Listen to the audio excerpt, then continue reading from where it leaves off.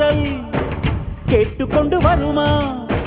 தோட்டத்துக்குள் பறவை வந்தால் வேலி என்ன தடுத்திடுமா?